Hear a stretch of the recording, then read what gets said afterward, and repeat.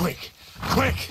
I'm still not sick at all of gallivanting around Kingdom Come Deliverance 2's idyllic bohemian countryside, even after the more than 120 hours I logged in February. So I was delighted to be given a reason to return to it with the first story DLC, Brushes with Death. I was greeted with more of the strong dialogue writing and open-ended adventuring I've come to expect, so I'm not overly disappointed. But I wasn't wowed either. The substance of this low-stakes tale managed to keep me entertained, but it doesn't stand especially strong on its own, played outside the grand framework of the main campaign. I am just one step away from finishing this grand daub, but now I'm not even sure why I'm doing it. You can start the DLC quest as early as the end of Act 1, when Henry's fate becomes intertwined with that of the eccentric and enigmatic painter Voyta. But I chose instead to load up an endgame save, picking up right in the wake of KCD2's climactic capstone events, and I think this may be a less than ideal way to experience Brushes with Death. But it is the way I suspect those of us most eager for more medieval Czech adventuring will see it for the first time, because who wants to go rooting around in their old saves looking for just the right spot? I'm, watching your back, friend. You can count on that. For one thing, especially if you've already resolved the main campaign's conflict, there isn't much on the line here to make it feel like it matters. All of the base game's best side quests, including the ones I do think could stand on their own better than this one, benefited from being carried on the current of those sweeping, historical, life-changing events happening all around them. But for you, I'm simply Voyta. Nothing else is worth mentioning or appropriate to say. It's not that Voyta's plight lacks intrigue or payoffs, it's more that it comes across as a filler episode when the last thing I remember doing was confronting an army and having a cathartic emotional reckoning with the Henry I had created. And the post-main quest world doesn't always feel like it's reacted as much as I'd like to the events that have taken place. I don't want to spoil why I shouldn't be able to just walk around in this area whenever I feel like it anymore, but if you know, you know.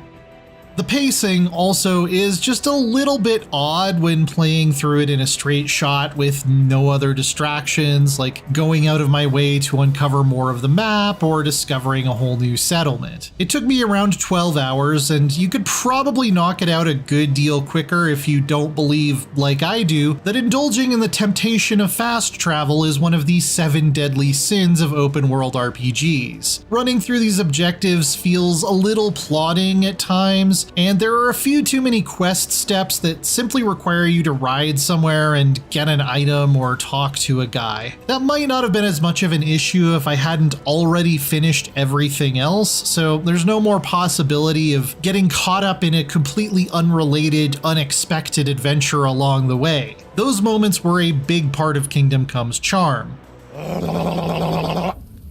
What the hell is all this racket? But let's pretend that wasn't a concern. If I were comparing this story to what I would consider the best side quests in the base game, it would be near the top in terms of scope and probably above average in terms of writing. The actor voicing Voyta lends a lot of character and energy to the proceedings too. I know, and thank you, my friend. You've always been there for me, watching what I do and judging me. On the other hand, in terms of the creativity in the quest design and the variety of activities Henry gets to engage in, it's really just adequate. And going at it with an endgame character decked out in expensive gear, all of the fights except for the last one felt pretty trivial. Even the one satisfyingly tough boss didn't feel like he got an appropriate lead up or climactic backdrop fitting for his position in the story. It's just another skirmish in some random spot in the forest. Dwarves! There isn't anything here as memorable or clever as the Mouth of Hell or Fifth Commandment quest chains from vanilla KCD2. There are no heart-pounding moments of action or drama to compete with those of the main quest. It does present Henry with some nuanced decisions that can have a notable impact on how things wrap up though, and a secret achievement I got for getting Voyta to tell me more than he originally wanted to, I won't tell you how, hinted to me that he might not be so forthcoming if if I had done things differently. That's cool because I felt rewarded for talking him into lowering his defenses. But even then, the friendship that developed between him and Henry seemed rushed and unearned when all these quests are played back to back, with no chance to reflect on their character development. Honestly, I don't understand why you're still here. The other neat thing this DLC adds, other than a new storyline, and something you'll have to remember it by if you're moving on to other things in the world, is the ability to get Voyta to paint your shields. This is a welcome little bit of customization and medieval flair that adds to the feeling I'm creating a new legacy for Henry, not merely following the orders of some pampered lords. I like the period-inspired designs and color schemes quite a bit, and it's especially satisfying that you can unlock a few new designs based on your exploits from completing specific quests, both in the DLC and the base game.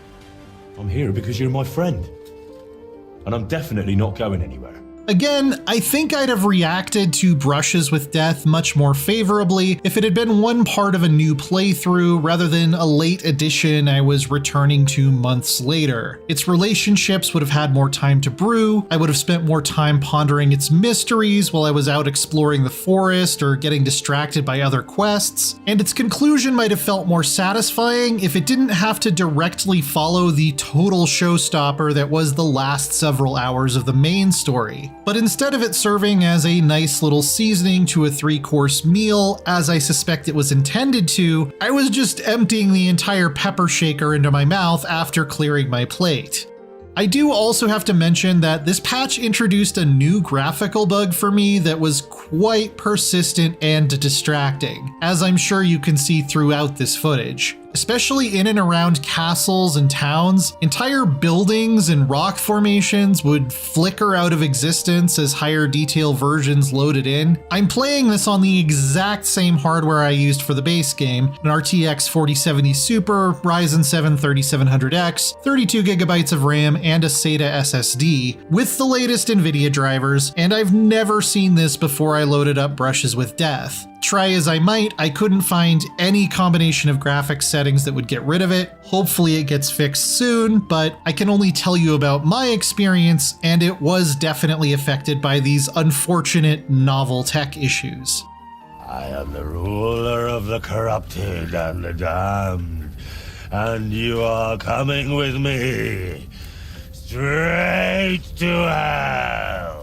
Even if you're eager to return to Kingdom Come Deliverance 2, I have a hard time enthusiastically recommending that you come back just to play through Brushes with Death on its own. Credit where credit is due, the writing and voice acting are still strong. There are a few inspired and memorable plot moments among the largely simple fetch quests, and I felt satisfied with the way Voyta's canvas turned out. It's not bad at all, it's simply a bit threadbare as a standalone experience, and it didn't feel like a strong follow-up to what had come before. I wish I had waited until Henry's big adventure wasn't so fresh in my mind and experienced it woven into a brand new save file instead, or at least until there's more than one DLC to split my attention between and make it feel like there were more new stones for me to turn over. And that's probably how I'd encourage you to approach this and the remaining 2 announced story DLCs for this grand RPG. For more, check out our reviews of Doom: The Dark Ages and Tempest Rising, and for everything else, stick with IGN.